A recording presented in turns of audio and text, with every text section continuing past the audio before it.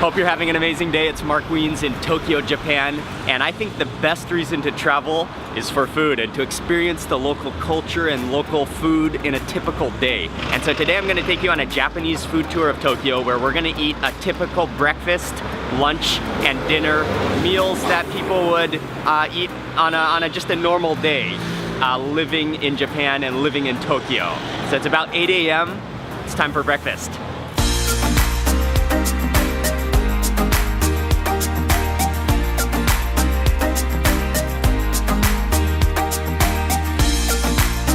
First restaurant for breakfast. This is a typical Japanese diner, and you come in here, you can get a variety of different dishes, and I think this place is actually open 24 hours. Grab a tray, and then you can pick and choose whatever dishes you want.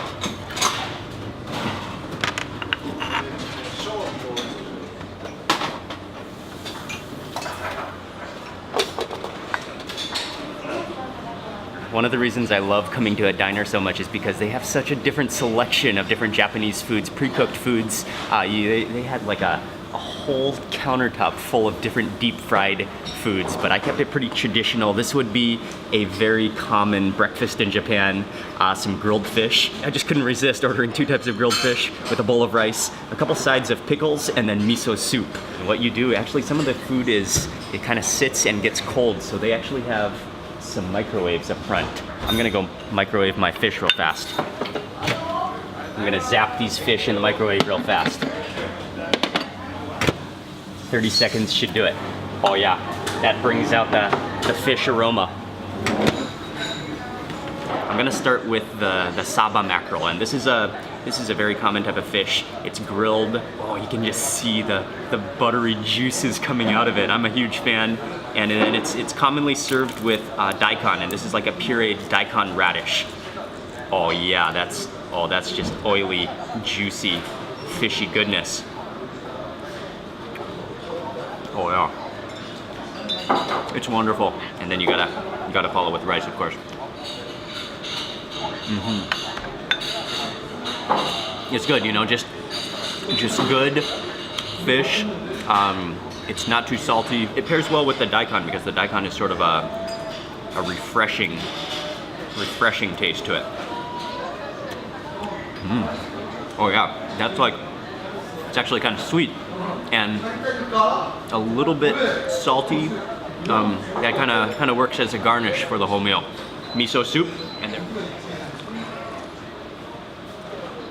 Oh, I got a hanging leak. I also got some eggplant just because I love eggplant. Oh, has a nice ginger flavor to it. And that just, as usual, the reason I love eggplant so much is because it just melts in your mouth. Okay, next fish. And again, this is a grilled fish. It's quite a long little fish.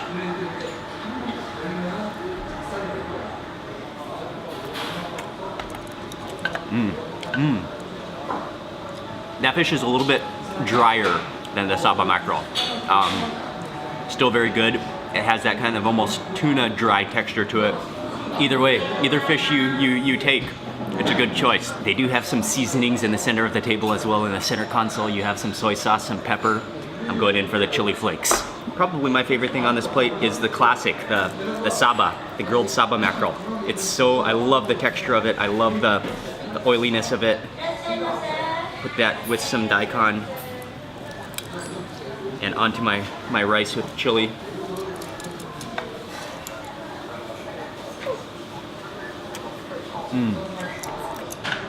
What a combination. I just love the butteriness of that mackerel though. It makes a wonderful breakfast. Breakfast was excellent. I feel ready to start the day, and this is just a very typical Japanese food diner. You can get a selection of different food. This particular diner, I'm pretty sure it's open 24 hours a day, so you can come here at all times of the day and eat a simple but filling meal. You see people from all walks of life in there. That was a fantastic way to start the day. That breakfast held me over nicely until lunch. And for lunch today, we're in Ginza, which is one of the central business districts of Tokyo. and we're going to a restaurant which looks like it's a traditional place. It's an old restaurant, a real classic, and I can't wait for lunch now. It's down this small little alley. This is the sign for the place right here.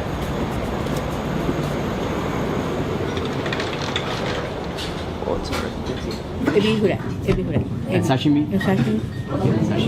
I think it's called Sanshuya, but this is a really cool place. It's pretty packed at lunch, but we got the last 2 seats, and we got here at 11:30, so I think they just opened and they are already packed. They specialize in mostly seafood and fish, and then they have a chicken soup here. Sashimi. Sashimi ne. Arigato.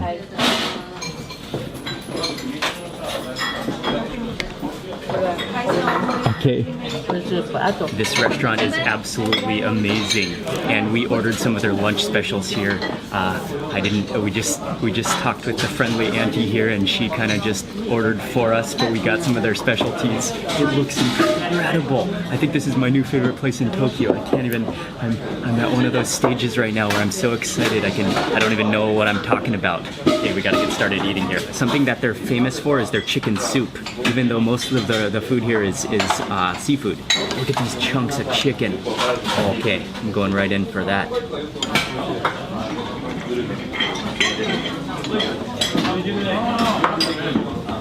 Oh wow, that's hot. Oh wow, that is incredible. That tastes like roasted chicken soup. It's salty, it's so pure, and that chicken literally melts in your mouth. Oh, that's like the cleanest chicken soup I've tasted in a very long time. This is another beautiful plate of fresh sashimi. Look at those chunks, just those slices, and then there's some fresh wasabi over here on the side. I'm gonna take some of that wasabi, put it onto that. Look at the thickness of that chunk of tuna. Oh man, a little dip in the soy sauce.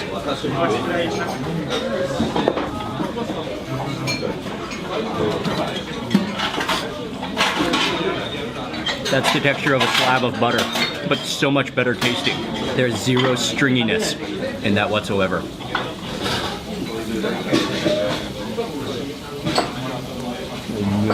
It's so thick and so like stringy. It's almost like crab on the inside there. And they also have a sauce here that they'll add to this. Oh wow. And for the final dish of lunch, I think this is fish as well. Look at that's just so meaty and steamed. It looks like it's steamed.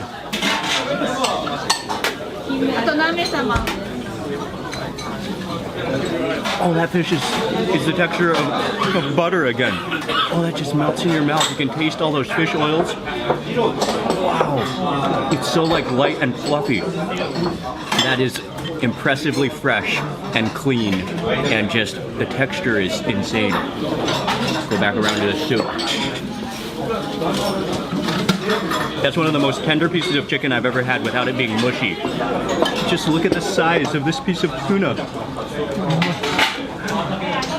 That is a huge, thick slice. Okay. Arigato. We're just coming out of the restaurant. Wow, that's one of the best meals I've had in Tokyo, hands down. That was impressive. That is the type of like home-cooked Japanese food meal that like you would dream about. The sashimi was unbelievably fresh, straight from Tsukiji Market, I'm sure, this morning. The fried shrimp were like some of the meatiest, like almost crab-tasting shrimp that I've had. The chicken soup, oh yeah, the chicken soup, not even a seafood dish, but I don't even, it's almost unexplainable how pure and how clean and how like perfectly saltily addictive that was. And the chicken, that was literally like chicken that melted in your mouth. It was unbelievably soft and tender without being mushy whatsoever. Yeah, I want to quickly say thank you to Yuko for recommending this spot, saying that this is a traditional place that I needed to try. That was just awesome. For dinner, we headed over to Shibuya, a busy business and shopping area of Tokyo, to eat at a popular after-work izakaya serving yakitori. Right now, crossing over Shibuya Crossing. This is one of the world's busiest pedestrian crossings. And I'm on my way to go eat at a yakitori restaurant, which is a Japanese grilled chicken restaurant.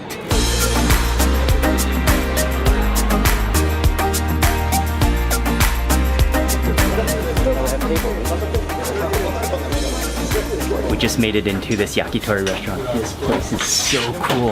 And I was lucky, they actually have they have 2 tables back here, but most of the seating is all bar counter seating. But since I'm with my family, I'm glad they had an open table, so we're sitting at the table. Although the bar counter seating would be the ultimate experience here. But you can just smell the aroma of grilling chicken in here. They have arigato. Thank you. 2, yes please. Two courses. Yes. Arigato. They have a couple of menu courses, which are the omakase, which the chefs decide and just give you a course. And we went for course A. That is the main one. It includes a bunch of things. Oh, lime densoisa. Okay, the surprise. The first course on the omakase menu is chicken sashimi. So normally just about anywhere you are in the world, you want to make sure that your chicken is cooked, fully cooked all the way through. But Japan is the one place where they take such care of their chickens, and especially at a special only chicken restaurant like this, where they source their chickens from reliable sources, and it's a certain breed, organic chickens that they know where they're getting their chickens from. You can eat chicken sashimi, and I've had it one other time before. But this is beautiful presentation. It's served with a dab of wasabi on the side. She said to put in some soy sauce to the bowl, squeeze it with lime, and just enjoy. Oh wow! Oh, it's so tender. Oh, I was expecting it to be a little more chewy. It doesn't have any kind of an off taste or anything like that. They are moving along with the courses. This one is the tsukune, which I think is the type of meatball, but this is in almost like sausage form. Oh yeah. Oh, I can taste the yuzu on there, which is a Japanese citrus. That's so juicy as well. Oh, okay. This one is the Hinakawa. Gonbo. Okay. The courses keep moving along. I gotta eat. This meatball is fantastic. Just like a sausage-shaped meatball. You do not need any sauce or anything on that. And moving along to my next skewer, this one is chicken gizzard, and you can see it's a little bit bloody. You can actually see some little bubbles of grilled bubbles on there, and then maybe some salt that's on there. I'm a big fan of gizzard. Gizzard is one of my favorite organs. That has a nice crispness to it. It really even has a minerally taste to it. That's just like crunchy chicken. These ones look pretty fatty and pretty crunchy. I'm not sure if one of them is chicken skin, and then this one looks like the back tail of the chicken. Looks like a definite mixture of fatty chicken skin, but it looks, you can see those like crunchy bubbles of the fatlets. Oh, I think that's chicken tail. Yeah, that is like juicy fatty, but crunchy at the same time where it's been grilled. It's oily, definitely, but it's packed with flavor. You can taste the pureness of the chicken in that bite. Next skewer, and this might be the chicken skin skewer. Just skin, just like crunched up onto a skewer. It's glistening. Oh wow. Oh wow. It is rich. It's crunchy. It's gooey. It's a little bit salty. You got that crispy layer from where it's been sizzled over the charcoal. It's very greasy, but it's very tasty. And this appears to be maybe chicken thighs mixed with, there's mushroom on here, and there's leek. This is just a beautiful, meaty skewer.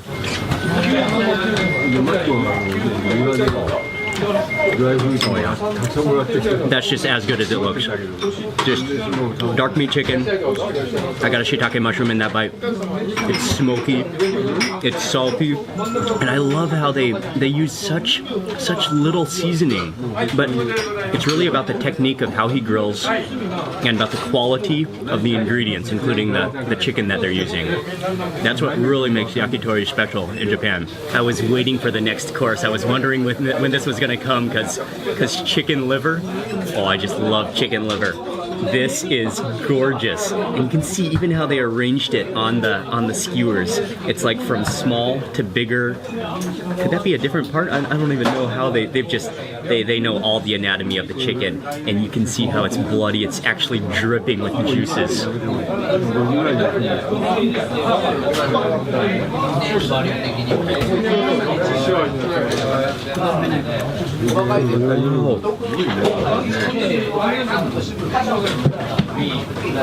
Wow. Okay, that's the bite of the meal right there. Oh, it has like this kind of almost like leathery skin around the outside from being grilled, but then on the inside it just literally like bursts. I get a picture in my mind of like one of those, is it called a lava cake? Where you break it open and like juice, like liquid chocolate just flows out of it. That is what this liver like sort of does in your mouth, except of course instead of chocolate, it's liquid liver. This was a complete surprise to me. I won't ever say no to eel. And then she sprinkled on, is it pepper or some kind of spice on there?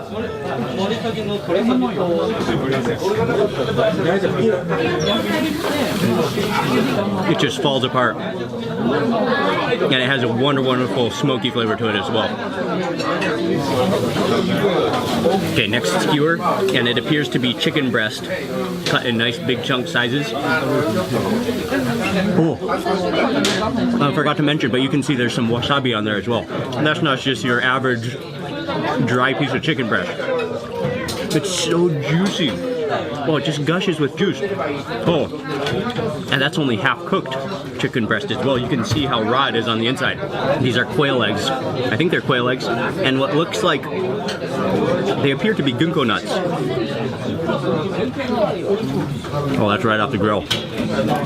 Oh, that's just like plain. That's just straight up quail eggs and ginkgo nuts. And this is our final course, the shiitake mushrooms. Wow, they're big and they're really big and meaty. This is how a mushroom should taste. Oh, it's so juicy and like silky rubbery at the same time. We just finished with the yakitori course and come outside. I didn't even know it's raining out here. Oh, I was in like a little bit of a chicken paradise heaven inside there without even knowing what was going on the outside. What just amazes me so much about Japanese food in general is that how they take just simple single ingredients like chicken and just do amazing things with it. But you know, like I'm a spice guy. I love spices. I love like overpowering spices, which Japanese food is not. But I love it because it's so precise, it's so quality, and they just focus on the single tastes of those ingredients, but they know how to enhance it so well. And yakitori is a perfect example of that Japanese cooking expertise. That was amazing. And that brings us to the end of this Japanese food tour video, including breakfast, lunch, and dinner in Tokyo. And while I was there that night, it started raining and then we had to get home, so I actually completely forgot about making an ending to this video. So I'm back at home now, but that was a fantastic day. The food was amazing and it was lots of food. I'm gonna leave all of the information in the description box below, all of the restaurants I ate at and all the details, so you can check that out there. And I wanna say a big thank you for watching this video. Please remember to give it a thumbs up if you enjoyed it. I'd love to hear from you in the comment section below. And if you're not already subscribed, click subscribe now for lots more food and travel videos. And I'll see you on the next video. Thanks again for watching.